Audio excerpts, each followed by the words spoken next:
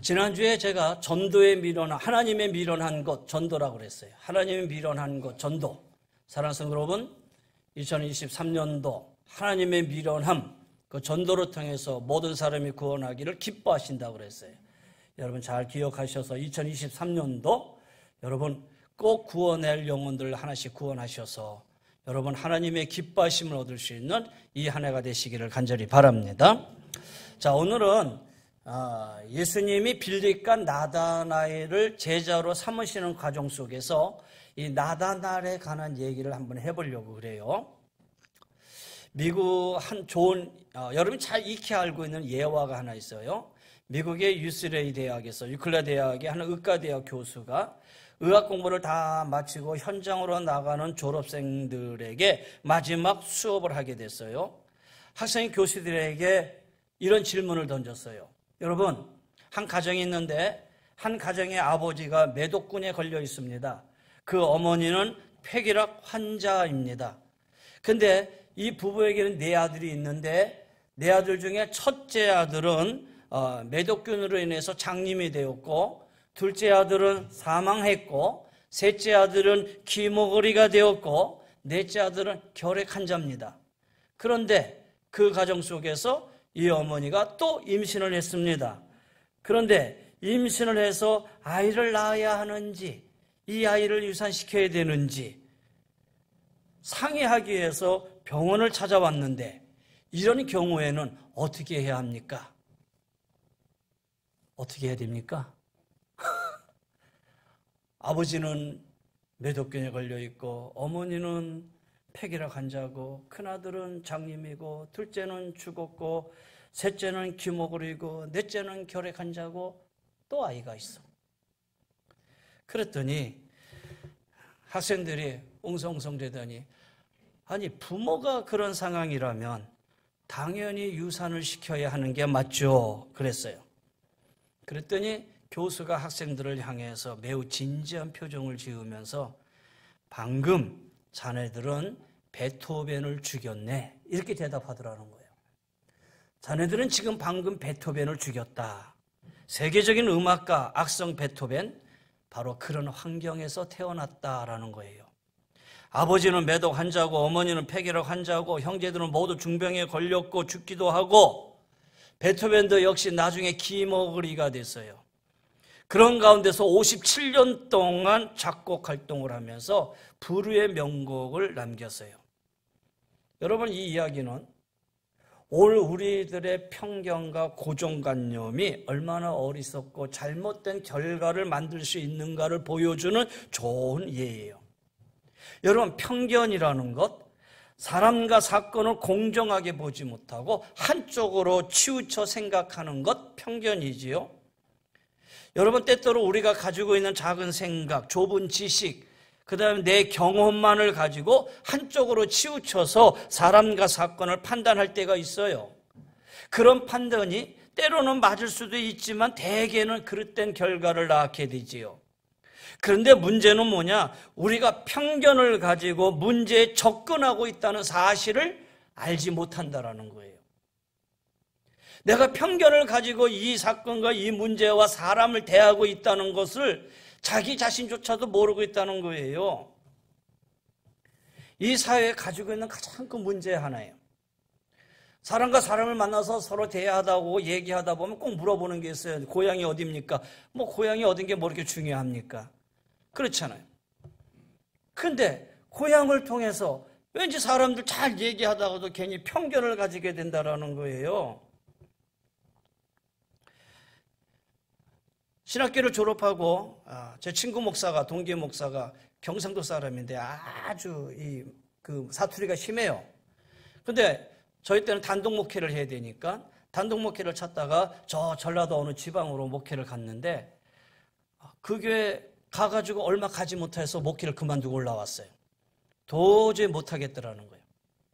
반대로 선배 목사님 한 분이 전라도 광주 분인데 경상도로 가가지고 목회를 하려고 했는데 거기서도 얼마 하지 못하고 올라왔어요. 못하겠더라는 거예요. 여러분, 예수님 앞에 나와서 우리 예수님을 구주로 믿으면 제일 먼저 지역주의의 벽이 허물어져야 되고 소멸되어지고 초래되어지는 것이 여러분 이 교회 아니겠어요? 왜? 하나님의 교회는 동일한 시민이요, 하나님의 권석이요, 하나님의 성전이에요. 그리스도 안에서 한 몸 된 사람들이고 한 가족이에요. 그래서 주님 말씀하시죠. 너희는 유대인이나 헬라인이나 종이나 자유자나 남자나 여자 없이 그리스도 예수 안에서 하나니라 그랬어요. 할렐루야. 그리스도 안에서 하나예요. 세상을 향해서 아무리 외쳐도 잘 바뀌어지지 않는 이 사회의 모습을 보면서 참 안타깝지요. 정치가 그랬고 사회적인 여러 가지 문제들이 그렇고요. 여전히 자신들의 편견과 선입관과 잘못된 고정관념을 통해서 이 사회가 자꾸 난도질 당하고 있어요. 근데 그것이 교회 안에서까지 그러면 안 되잖아요. 하나님의 교회 안에서는 우리가 다 하나다는 것을 입으로 외치고 있으면서 왜 교회가 그래야 되는지. 죄송하지만 저는 누워서 춤을 뱉는 그런 경우도 되겠지만 여러분 교회 안에서도 마찬가지예요. 이때가 되면은 이제 교회 안에서 우리 부총회장들이 나와서 이제 출마를 하고 그래요. 그리고 교단의 총회장도 되고 하죠. 근데 부총회장이 어디에서 나오느냐? 거기에 따라서 사람들의 생각이, 대의원들이 막 갈라지고 그래요. 저는 그걸 보면서 이게 뭐지? 왜 목사님, 장로님들이 그러지? 그분이 교단을 얼마나 사랑하고 교단을 위해서 얼마나 일하고 그 다음에 그분이 이 교단을 위해서 어떤 정책을 내놓고 어떻게 그 교회가 우리 성결교단에서 일해야 될 것인가를 보고 그 사람 됨됨을 보고 판단을 해야 되는데 왜 어느 지역에서 나왔냐는 것이 그것이 무슨 의미가 있고 그것이 왜 표를 찍는데 영향을 미쳐야 되느냐라는 거예요. 잘못된 거 아니냐라는 얘기죠. 여러분 오늘 왜 이 얘기를 하느냐? 오늘 본문에도요. 아주 잘못된 편견과 선입관을 가진 한 사람이 여기서 등장을 해요. 그 사람이 누구냐? 바로 이 나다나엘이라는 사람이에요. 예수님이 빌립을 부르셨어요. 그리고 빌립이 예수님의 제자가 됐어요. 제자가 되고 난 다음에 야, 내 친구 나다나엘이 있는데 이 나다나엘이 가서 나다나엘에게도 예수님을 전해야겠다. 그리고 이 나다나엘에게 달려가서 빌립이 예수님을 전해요. 야, 나다나엘아, 성경에 기록된 선지자가 기록된 그를 우리가 만났고 그분이 바로 요셉의 아들 나사렛 예수다. 이렇게 전해요. 그랬더니 나다나엘이 다 듣고 있다가 뭐라고 얘기했냐면 야, 나사렛에 무슨 선한 것이 나느냐? 나사렛에서 무슨 메시아가 무슨 구세주가 나느냐? 이렇게 말을 툭 던져버려요. 여러분 나다나엘은 예수님의 제자인데 요한복음에만 이 이름이 2번 기록되어 있어요. 오늘 여기 본문하고 예수님이 부활하신 이후에 예수님의 제자들을 만났을 때 그 이름이 한 번 더 나타나요. 그런데 공관복음에 보면 예수님의 제자들을 얘기할 때 베드로, 안드레, 야고보, 요한, 빌립, 바돌로메, 도마, 마태 이렇게 얘기하잖아요.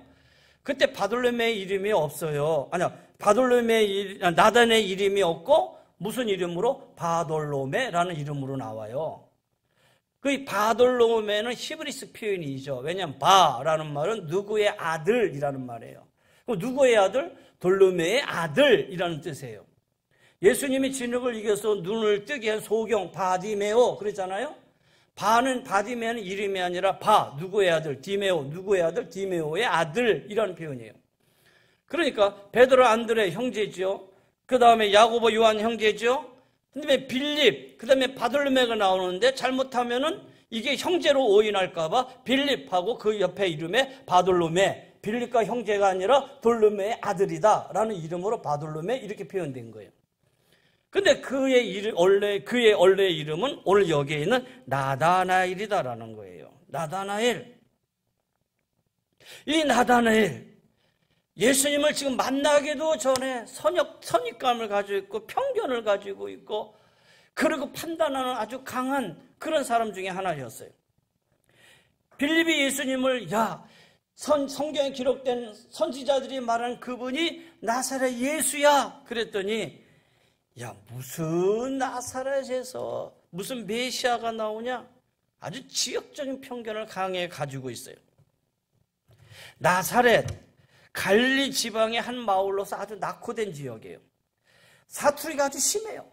다른 지역에 사는 이스라엘 사람들과 대화하기인데 아주 어려울 정도로 사투리가 심하고, 특별히 예루살렘 사람들하고는 말이 통하지 않을 정도로 사투리가 심했다 그래요. 뿐만 아니라 이 나사렛이 이방 사람들이 사는 마을 사이에 끼어 있어서 유대 문화를 잘 유지하지 못하고 이방 문화와 혼합된 문화를 가지고 있는 지역이에요.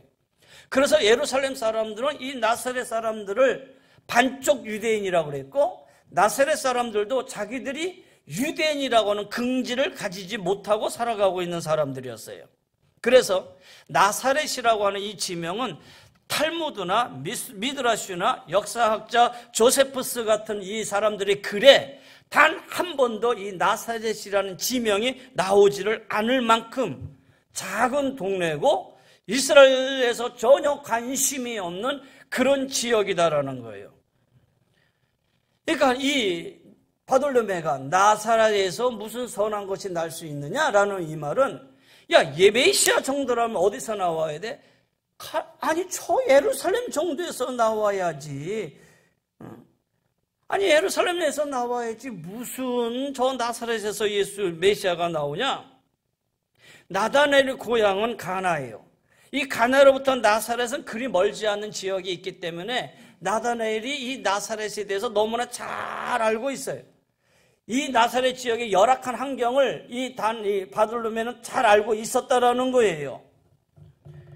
나사렛에 대한 표면적으로 너무나 잘 알고 있는 그가 오히려 더 큰 편견을 가지고 나사렛에서 무슨 선한 것이 날 수 있느냐라고 단언을 해요. 여러분, 색안경을 끼고 사물을 보면 다르게 보이죠? 사물을 제대로 보려면 안경을 벗어야 돼요. 그래야 본래 색깔을 볼 수가 있어요. 그런데 색안경을 끼고 보는 그 색깔이 본래의 색깔이라고 주장하니 그게 문제잖아요. 벗어야 제대로 색깔을 보는데 끼고 그 색깔이 그게 맞다라고 주장하는 사람하고 무슨 대화가 이루어질 수 있겠느냐라는 거예요. 편견은 자신이 보고 싶은 것만을 봐요. 자신이 듣고 싶은 것만을 들어요. 자신이 생각하고 싶은 것만 생각해요. 그래서 편견은 사람과 상황을 보고 잘못된 판단을 하게 되고 결국은 그 상처로 인해서 일을 그르치게 만든다는 거예요. 보세요. 편견을 가지고 일을 그르쳤던 대표적인 사람은 사도 바울이에요. 왜냐? 그는 하나님의 구원의 세계를 하나님의 눈으로 보지 아니하고 율법의 눈으로 바라봤어요. 율법주의적 편견을 가지고 예수님을 보니 예수님은 하나님을 모독하는 자요. 그래서 그 예수를 반드시 죽여야만 했어요. 그리고 예수를 따르는 이 많은 그리스도인들 유대교를 어지럽히게 하는 아주 위험한 위험 집단이에요. 그래서 그는 예수님과 스데반을 죽이는 일에 앞장을 섰어요. 그리고 예수님을 잡아 죽이는 데 있어서 옥에 가두는 일, 그 일이 하나님을 사랑하는 일이고 하나님을 위하는 길이라고 생각을 했어요. 사명감을 가지고 열정을 다해서 그 일을 하고 있을 때에 바울의 일행이 예수 믿는 사람을 잡아들이기 위해서 다메섹으로 가는 도중에 부활의 예수님을 만나게 되지요. 부활하신 예수님을 만난 후에 자신의 판단이 얼마나 어리석었던 일이든가, 내가 가지고 있는 잘못된 이 편견과 잘못된 이 생각, 이 선입관이 이 얼마나 잘못된 것인가를 그가 깨닫게 됐지요. 그리고 돌아서서 그는 하나님의 말씀을 전하는 사도로서의 사명을 살아요. 여러분, 온전한 믿음은 자기가 가지고 있는 편견을 가지고 세상을 보는 것이 아니라 하나님의 눈과 마음으로 세상을 보는 거예요. 잘못된 편견과 선입관 속에 그 눈을 벗고 노니까 바울은 나는 죄인 중에 괴수로다 이렇게 고백하고 되었잖아요. 그때부터 새로운 세상이 열리는 거예요. 같은 세상에서 살아가고 있지만 어떤 마음과 가치를 가지고 세상을 보느냐에 따라서 살아가는 방향이 달라지고 목적이 달라지고 인생에 대한 해석이 달라질 수 있다는 거예요. 나다나엘, 나사렛에 무슨 선한 것이 있느냐? 그런데 여기에 빌립의 대답이 아주 재밌어요. 그 빌립을 나다나엘을 향해서 야, 그게 아니고 설명하는 게 아니라 와봐라, 이 한마디였어요. 그렇잖아요. 와서 네가 눈으로 직접 확인해 봐라. 그렇죠. 편견을 가지고 잘못된 생각을 가지고 있는 사람에게 우리가 뭔 재주로 설명을 해서 그걸 풀어줄 수 있겠어요? 그럴 때는 하나, 네가 직접 눈으로 확인해 봐라 라는 것이죠. 여러분, 우리가 전도할 때도 그래요. 예수 믿으러가 아무리 전도해도 여러분, 교회에 대한 잘못된 생각과 편견을 가지고 있는 사람은 쉽게 돌아서지 않거든요.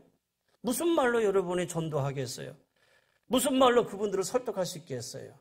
그래서 단 하나예요. 와봐라 라는 거예요. 와봐라. 여기 와서, 교회에 와서 한번 그러면 네가 생각하고 있는 것이 맞는지 한번 확인해 봐라.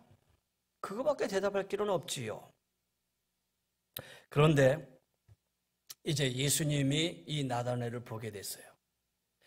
예수께서 나다나엘이 오는 것을 보시고 그를 가리켜 이르시되, 야, 저는 참 이스라엘 사람이다. 그 속에 간사한 것이 없도다. 결국 이 나다나엘은 예수님을 만나게 되었고, 예수님 앞에서 하나님의 아들이심을 고백하게 되었고, 예수님은 그 나다를 향해서 네가 더 큰 일을 보리라 라고 하는 그러한 제 소망을 그에게 심어줘요. 나다나엘이 이런 편견을 가지고 있는 사람이었음에도 불구하고 나다나엘이 가지고 있는 좋은 점이 하나 있었어요. 그건 뭐냐? 그 속에 간사함이 없었어요. 신실한 사람이었더라는 거예요. 예수님이 그를 보고 너는 참 이스라엘 사람이다. 참 하나님의 백성이다. 왜? 그에게 간사함이 없다. 간사함이라는 것은 이중성을 말하는 거예요. 자신의 이익을 위해서 나쁜 꾀를 내어서 상대방을 속이는 일을 하는 사람이에요. 여러분, 실수와 속임은 차이가 있죠? 실수는 나쁜 의도를 가지고 하는 것이 아니라 판단력이 부족해서 일을 그르쳐요. 판단력이 부족하다 보니까 일을 그르쳐서 그게 문제가 된 일. 그러나 그 실수는 한 번 정도 용납해 줄 수 있잖아요. 그런데 속임은 달라요. 속임은 처음부터 아주 나쁜 의도를 가지고 한 거예요. 판단력이 부족해서가 아니라 알면서도 자신의 이익을 위해 남을 속이는 거는, 속이는 사람이 바로 이 속임이에요. 그런데 나다나엘, 그나마 그래도 그는 신실한 사람이었어요. 남을 속이는 간사함, 이중적인 성품을 가지고 있지 않는 사람이었어요. 아직은 미숙하고 거친 성품이 있지만 기본적으로 주님이 보실 때에 진실한 사람이었다는 걸 아셨어요. 왜냐? 빌립이 나다나엘을 만나기 이전에 예수님은 이미 나다나엘을 알고 계셨어요. 예수님이 지나가는데 무화과 나무 아래에 나다나엘이 앉아 있는 거예요. 이 무화과 나무는 아주 우리나라의 느티나무 같은 역할을 해요. 그래서 아주 이파리가 넓고 길어서 쭉 이렇게 늘어지면 한 7m 정도 늘어진다고 그래요. 그래서 그 밑에 앉아서 사람들이 책도 보고 그 다음에 쉬기도 하고 그런다고 그러죠. 근데 이 나다나엘이 이 무화과나무 아래에서 그냥 앉아 있었던 게 아니라 예수님이 보시기에 그가 무엇을 읽고 있었는데 하나님의 말씀을 읽고 명상도 하고 있었다라는 거예요. 그래서 예수님이 내가 참 진실한 사람, 간사함이 없구나. 내가 기도와 말씀으로 경건의 훈련을 쌓고 하나님의 은혜를 사모하는 것을 내가 보았다. 여러분, 나다나엘이 얼마나 놀랐겠어요. 빌립에게 말했더니 픽 웃었단 말이에요. 근데 빌립이 와서 보라. 그래, 한번 가보자. 그런데 이미 예수님이 나다나엘을 보고 하는 말이에요. 내가 너를 이미 보았다. 나다나엘이 얼마나 놀랐겠어요. 예수님 그러신 분이에요. 예수님은 이미 여러분을 다 알고 계셔요. 할렐루야. 여러분의 머리털 새신박까지 됐어요.